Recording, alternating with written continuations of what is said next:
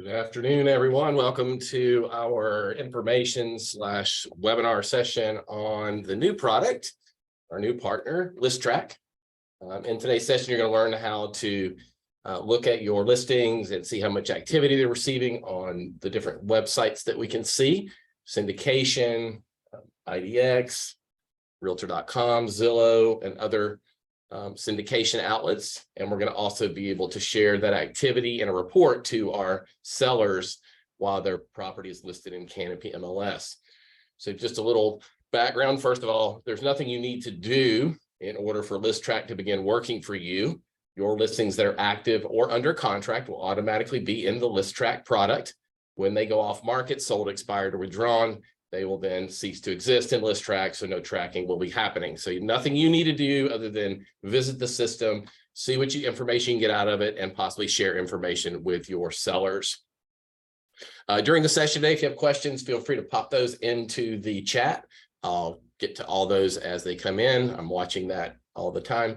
We only have 4 people, so if you want to raise your hand and ask a question, you could do that as well. I'm okay with that.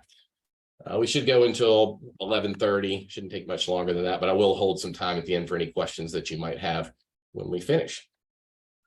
You'll locate ListTrac from your Canopy dashboard. It is a new icon. You'll see it here right next to Grab and Grow at the bottom. If you don't see it for some reason, if you just do a hard refresh on your browser, that's either refresh or function F5 or whatever will refresh your browser, that should pop in for you so you can begin to use it. ListTrac does have a single sign-on, meaning that once you're signed into Matrix and our Canopy dashboard, you are logged into ListTrac, where it is beginning to list or track your listings. So let's go ahead and go into ListTrac and see what we can do with it. So the first thing you'll see when you get into ListTrac is going to be your dashboard. Your dashboard is going to be a combination of all your listings and what their exposure they're receiving on the channels that you see listed there in the views section. We'll also look at some what the difference in views and inquiries are and visitors, and we'll also look at some performance metrics and markets that we can see as well. So first, when we're looking at our dashboard, again, it's a combination of all of the listings this agent has and the number of views that they've seen on that listing, in this case, in the last 30 days, but that can be toggled to 7 or a custom time frame. So this agent's listings have received 61,000 roughly views on Zillow, 39,000 on MLS, 18,000 on Realtor.com, and so on. If a channel is underlined, that would imply that there are multiple places that could go. Specifically with the MLS, that would be either the agent side or the matrix system where agents view listings. And then there's also the one home side where consumers are receiving listings from their realtors and opening those listings on the one home client portal. In the IDX bin, you're going to see several IDX vendors that are compiling also on this listing. Wait for it. Slow there. There we go. And so you'll see each of the IDX providers and how many views all the listings have received for this agent on those sites. If you're concerned about what a view is, if you go to the question mark here at the top, it will tell you. Views are the total number of times your listings were viewed for the time period selected. A view is only counted when a user views the detail page of a listing. So it's not enough for a listing to come up in a search, in a list. It has to be clicked on individually in order for it to count as a view. To the right of that, you're going to see inquiries. These would be requests for more information on any of the websites that allow for that functionality. An inquiry is a chart that shows how often potential buyers are requesting information on your listings. Inquiries is the number of times the inquiry went to the listing or co-listing agent. So that would be through a lead generation system or through a website where they capture an email address and that goes to an agent. So inquiries are a request for more information on that particular listing. In your visitors section, you're going to see the same thing as you see in views, but separated out by channel. And also each point on the graph is a day of time. So you can look back at any time and see a 30-day window ending at that time and how many views the listing has received on those particular platforms. Again, you can toggle this to a different time frame if you like 7 days better. or a custom time frame if you wish. You can also identify one channel just by hovering over it, and that will gray out or kind of suppress the others. You could also completely suppress a channel by clicking on it and removing it completely from the chart of visitors.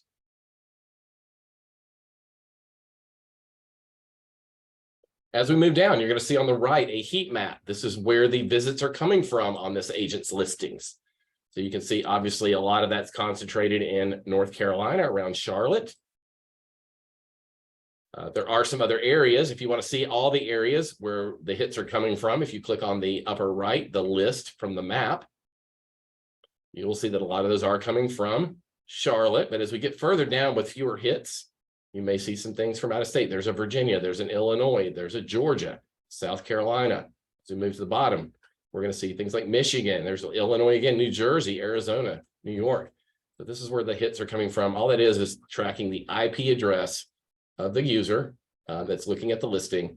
And this again is tracking the number of views. In all these sections, you do have the ability to export the metrics if you're in a list. So if you switch to the list, you can export this data to an Excel spreadsheet. You can also export the views information as well as the inquiries information. At the bottom, you're going to see saved listings. So this is going to be listings that are saved to carts or possibly to a mechanism on a website. So saves would be things like favorites, saves, or hearted properties, depending on the mechanism from the specific site. Shares would be someone shared a listing from a website through a sharing mechanism. So share this listing with someone. This one's been shared 4 times, and you can open up this IDX to see which sites or which platforms it's been shared through. Same thing with your IDX and your MLS over here. So we're seeing that all the favorites on this one or saved listings were made on the One Home portal.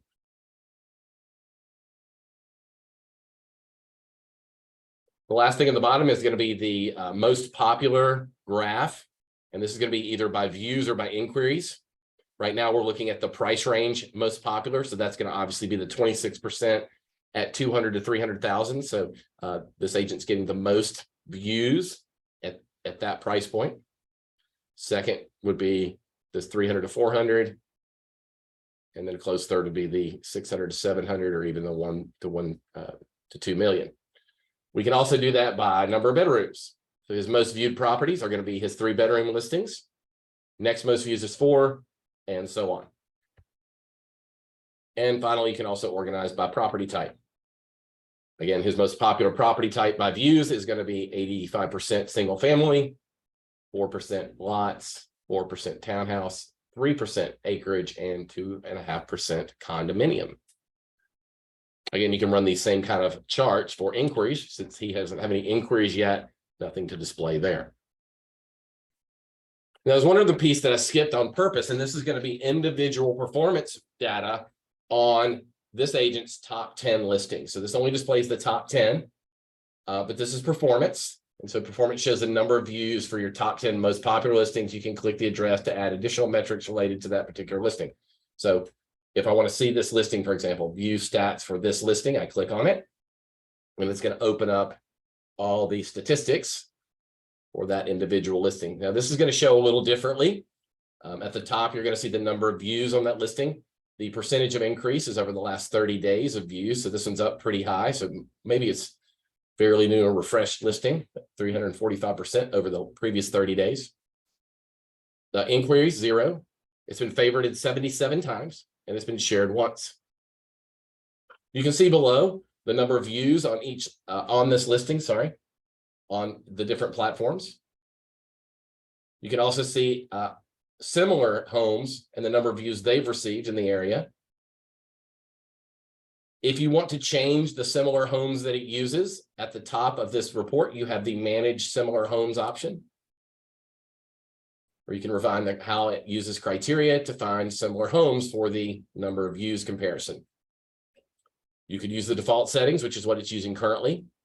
You could also use auto-selected criteria that you can create and save. You can also use manually selected listings. So basically typing in MLS numbers that you'd like to include in the average views for similar homes. You could also do a combination. You could let the criteria work, but also add specific MLS numbers that you definitely would like to include. Sorry, go back to that. The last choice is do not include similar listings, meaning you don't want that piece to be displayed on the report that you would share with your seller. I like the auto selection. I'm going to submit that. And of course, if I changed it, it's going to refresh and show me a refresh view of that listing. Now, connected to the views and similar homes, if you go down to the bottom, you're going to see that this is only one similar home. It was only able to find one, but it does give you the address. So this is our subject property. This is the similar home that it picks. So it's only one, but if there were several, it would list them all, and that would be, then we would be looking at the average views on all those compared to the views on our subject property. Back up here, we got visitors. So this is now visitors per listing. Once again, you can do 30 days, 7 days on individual listings. You can also go back to the life of the listing, and you can also do a custom time frame.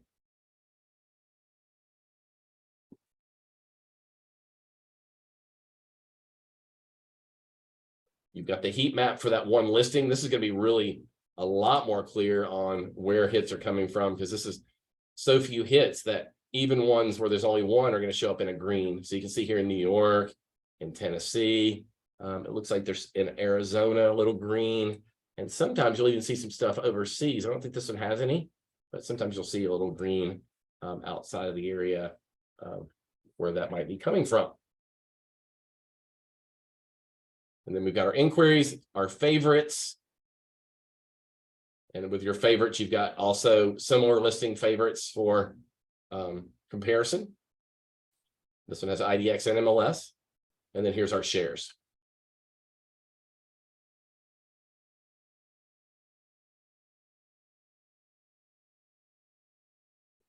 If you want to switch listings or view a different one, on the left-hand side, you can click on any listing to load the report for that particular address. So just a reminder, when you're on your dashboard, go back to this one. When you're on your dashboard, it's only going to be your top 10 listings based on views.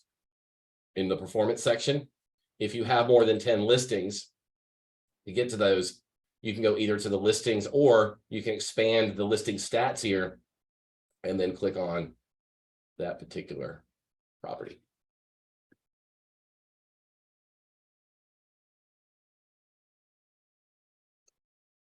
Now, you can create a report that is shareable of this information. And you can do that by either just opening one up, by previewing it, or generating. You can actually even schedule a report to go to your seller if you like. We'll look at both of those options.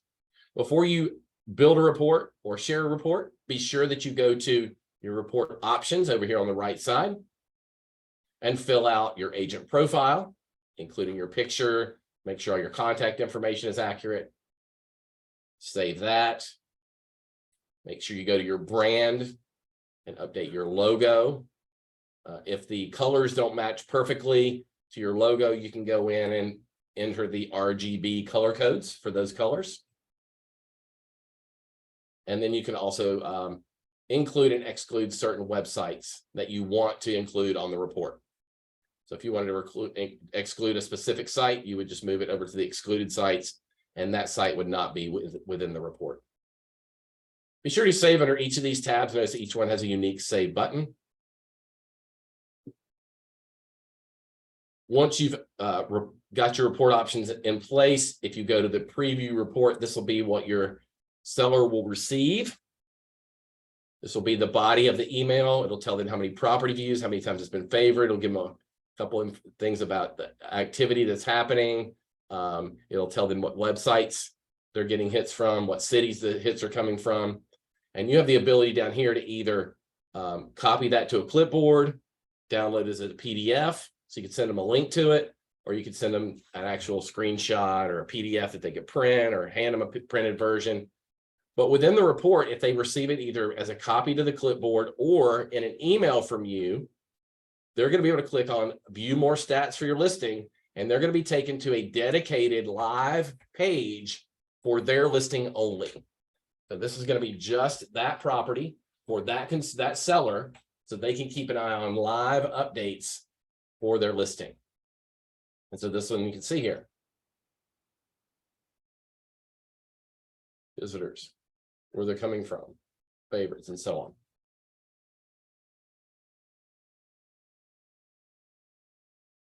To deliver this as an email and also set up a schedule for the report, use the schedule report option, which is right here in the seller's report section.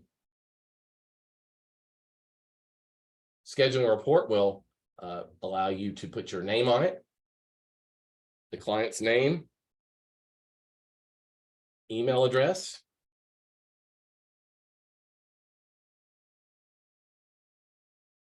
copy someone else. Reply to is the email address that we have on record for you, the agent. So you can change that if you want it to go to a different email address. If you don't want to copy, uncheck the CC agent, and we will compose a generic message for you. So there are a couple choices here. If you want to just deliver this report one time, you're going to go to the bottom in the green section to the delivery options, and you're going to leave the automatic portion off. But you're going to select and or send a report on, and the date and time will be roughly 10 minutes from now. If you want to schedule this to go out tomorrow, you can put it on another date and it'll deliver at that time. So you can schedule the delivery any day you like. You could also, in combination or individually, send an update weekly, bi-weekly, or monthly. Notice when you choose weekly, bi-weekly, or monthly, the subject of the message does change for you. So in my case, I'm going to be sending one bi-weekly, and I'm going to be sending it once today or in the morning. Weekly means Mondays, bi-weekly means Mondays, monthly means the first day of the month. In the include lead metrics. Lead metrics are considered favorites, shares, and inquiries.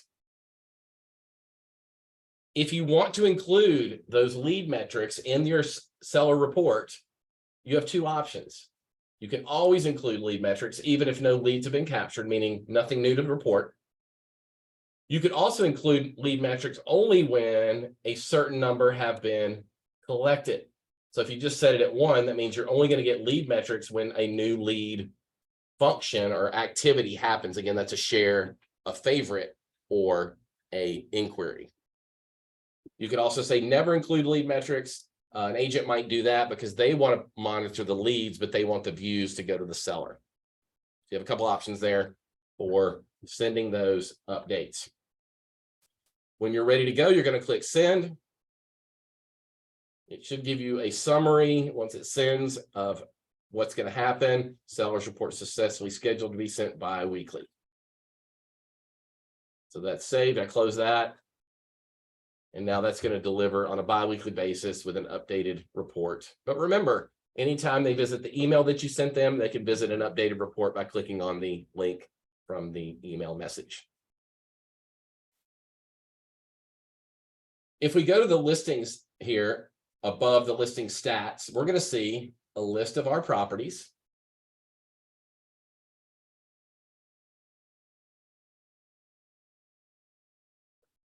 By address, by status. Once again, once a listing goes off market, it will be removed from the site automatically. The online analytics are available here immediately, live to the agent. You could open that back up and see the online analytics for that particular property. You can see if it's scheduled for a report, and if it is, how often. You can modify the delivery. So if you wanted to change this one to weekly, let's say, we could go in and change it to weekly. Save it.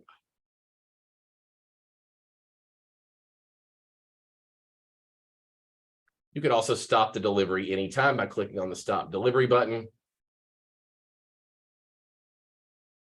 And you can also go and view or share that seller's report right here from the right-hand side.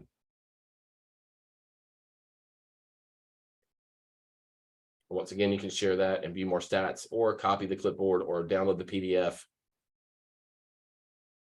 The report options are going to be your brand again, to update all your brand, if you forgot. Last thing is going to be our seller report history. Once you set up seller reports, you can go into the seller report history. We'll have some things to show here. We've got one that we sent on the 6th. You can see who we sent it to, copied anybody. We can view the report right from here.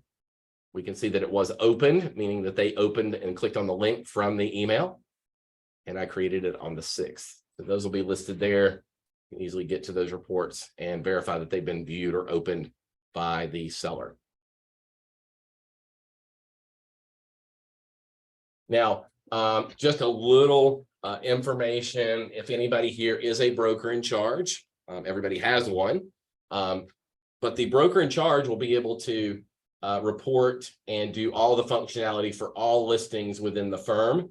So just imagine if this was a broker in charge, there would be a list or a drop down right to the left of his picture here that would have a list of all the agents and the listings that are under those agents, so he could go to them and share a seller's report or look at how it's produced. And then also the dashboard for the broker in charge is not going to be just their listings, it's going to be the entire office of listings and their performance. So just remember, the broker in charge can look at things either on a brokerage level or an individual agent level, like an agent can, and also share those reports from a company standpoint as opposed to the individual agent. Remember, the agent's name can be added to it, so the broker in charge could send it on their behalf. So that is going to do it for our session today. I would be remiss if I didn't open up for final questions that you might have. As you can see, ListTrac does one thing and one thing only. Very simple system to look at. I want you to think about using this to figure out if where you're sending listings and where you're marketing listings is working for you. You might also be seeing some sites where you might not be putting enough of your eggs in their basket, and you might be seeing some production that you might be missing, not syndicating or not utilizing a tool on a specific site. So we'll give you some good insight on where your traffic's coming from. We'll help you market your properties better and hopefully help you make more money. So again, any final questions or any questions you might have, I will field those. Otherwise, that is all I have for today.